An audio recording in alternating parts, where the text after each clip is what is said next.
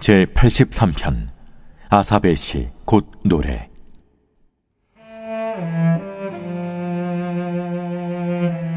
하나님이여 침묵하지 마소서.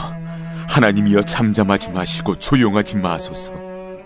무릇 주의 원수들이 떠들며 주를 미워하는 자들이 머리를 들었나이다. 그들이 주의 백성을 치려하여 간계를 꾀하며 주께서 숨기신 자를 치려고 서로 의논하여 말하기를 가서 그들을 멸하여 다시 나라가 되지 못하게 하여 이스라엘의 이름으로 다시는 기억되지 못하게 하자 하나이다. 그들이 한마음으로 의논하고 주를 대적하여 서로 동맹하니 곧 에돔의 장막과 이스마엘인과 모압과 하갈인이며 그발과 암몬과 아말렉이며 블레셋과 두로 사람이요 아수르도 그들과 연합하여 롯 자손의 도움이 되었나이다. 주는 미디안인에게 행하신 것 같이 기손 시내에서 시스라와 야빈에게 행하신 것 같이 그들에게도 행하소서. 그들은 엔돌에서 패망하여 땅의 거름이 되었나이다. 그들의 귀인들이 오렙과 세렙 같게 하시며 그들의 모든 고관들은 세바와 살문나와 같게 하소서. 그들이 말하기를 우리가 하나님의 목장을 우리의 소유로 취하자 하였나이다. 나의 하나님이여, 그들이 굴러가는 검불 같게 하시며 바람에 날리는 지푸라기 같게 하소서. 산림을 사르는 불과 산에 붙는 불길같이 주의 광풍으로 그들을 쫓으시며 주의 폭풍으로 그들을 두렵게 하소서. 여호와여, 그들의 얼굴에 수치가 가득하게 하사 그들이 주의 이름을 찾게 하소서. 그들로 수치를 당하여 영원히 놀라게 하시며 낭패와 멸망을 당하게 하사 여호와라 이름하신 주만 온 세계의 지존자로 알게 하소서.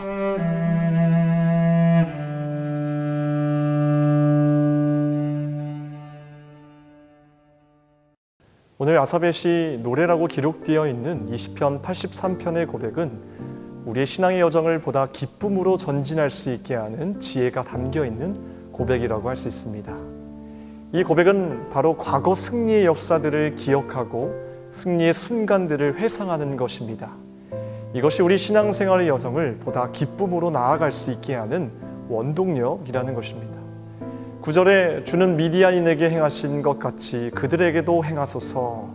시편의 기록자는 사사기 4장부터 8장까지 기록된 이스라엘의 과거 승리의 역사들을 기억하고 있습니다. 사사 드보라와 기드온을 승리로 이끄셨던 그 하나님의 은혜를 다시 회상했던 것이고 그 은혜의 하나님을 가슴과 머리로 다시 떠올렸던 것입니다. 확신하건대 그들은 이 시간들을 통해 현재의 삶뿐 아니라 보이지 않는 미래까지도 믿음으로 바라보게 되었을 것이라 확신합니다. 저와 여러분들의 소망도 어떻게 하면 신앙의 여정을 보다 기쁨으로 나아갈 수 있을까? 하나님이 주신 이 기쁨을 어떻게 하면 지속적으로 누릴 수 있을까 하는 것이기에 오늘 이스라엘 백성들이 하나님 앞에 했던 행동들을, 즉 영적인 방법들을 우리 삶 속에서 계속해서 해 나가야 할 것입니다.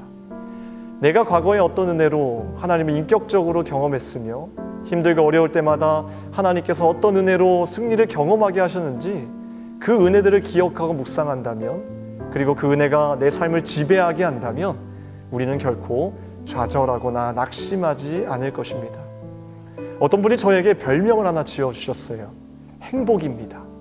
제가 요즘 청년들에게, 그리고 저에게 계속 강조하는 것이 주님을 사랑하는 그 기쁨, 그 즐거움을 빼앗기지 말자라고 지겹도록 선포하고 강조하니까 옆에서 짜증이 났는지 목사님 별명 그냥 이제부터 행복이라고 하라고. 처음에는 이 별명에 감흥이 별로 없었는데요, 시간이 지나고 보니 참 잘 지어주었다라는 생각이 들었습니다. 사실 제 평생 목표가 하나님의 사역을 하면서 기쁨으로 하자, 기쁨이 넘치는 목회를 하자는 것이었는데 어느 순간 이것을 잃어버린 채 사역을 하고 있었는데 감사하게도 이 별명을 얻게 되면서 다시 이 목표로 살아야겠다는 다짐을 하게 되면서 제 자신을 돌아보게 되었던 것 같습니다. 여러분들에게도 잃어버린 목표, 잃어버린 이름들이 있지 않습니까? 이것들을 다시 생각해내는 것, 이것이 은혜의 시작이라고 생각합니다. 우리는 신앙생활을 하다 보면 때로는 낙심도 찾아오고 시험이 찾아올 때 있습니다. 이것을 저 또한 인정하고 받아들이지만 어떤 상황 속에서도 분명 하나님의 은혜가 크기에 우리가 그것을 그 누구도 빼앗아갈 수 없기 때문에 일어날 수 있음에도 불구하고 오랜 시간 동안 그 상태에 머물러 있는 성도들을 보면 제 스스로 참 답답할 때가 있습니다. 제가 오죽 답답했으면 그분에게 이런 질문을 던졌어요. 그럼 그동안 받았던 하나님의 은혜는 뭐였습니까? 가짜였습니까? 하나님의 은혜가 당신이 한순간에 버릴 만큼 가벼웠습니까? 여러분, 진짜 하나님의 은혜를 경험한 자들이 어떻게 그 위대하고 아름답고 귀한 은혜를 망각할 수 있습니까? 지금도 그 은혜로 살아가고 있는데 날마다 그 은혜 앞에서 찬양하며 경배를 올려도 다 갚을 길이 없는데 우리는 어찌 매번 똑같은 시험 앞에서, 똑같은 어려움 앞에서 이렇게 초라해지는 것일까요?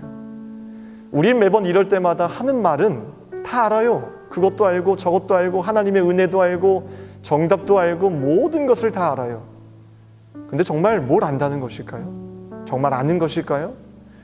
여러분, 깨달음은 단순히 옳은 답을 아는 것을 의미하지 않습니다. 깨달음은 볼 수 있게 된 것을 의미합니다. 우리는 머리로만 아는 것을 넘어서 직접 봐야 합니다. 믿음의 눈을 통해서 봐야 되는 것입니다. 남들에게 보이지 않는 그 은혜를 직접 눈으로 봐야 하고 내 미래가 보이지 않더라도 그 미래 속에서도 계획하고 계시는 하나님을 두 눈으로 봐야 하고 결국에는 승리로 이끄시는 하나님을 봐야 하는 것입니다. 이것이 믿음이고 진짜 아는 것을 의미합니다.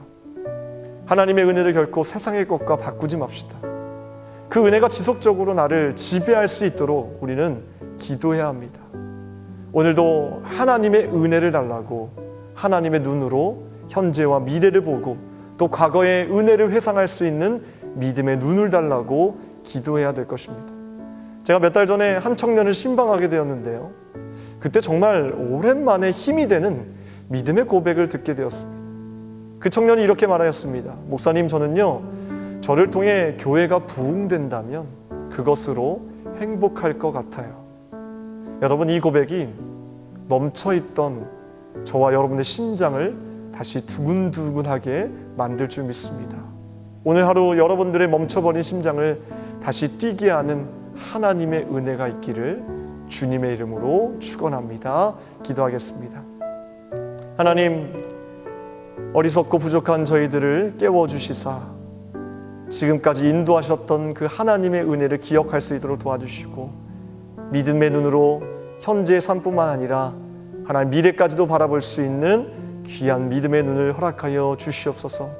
살아계신 하나님은 오늘도 살아 역사하여 주시고 우리의 모든 먼 미래까지도 계획하고 계시오니 우리가 믿음을 가지고 주님 앞에 달려나갈 수 있도록 도와주시옵소서. 이 새벽에 기도하는 제목들마다 주님께서 귀한 것으로 응답하여 주시며 우리의 간절한 소망에 주님께서 가장 귀한 것으로 주님께서 대갚아 주시옵소서.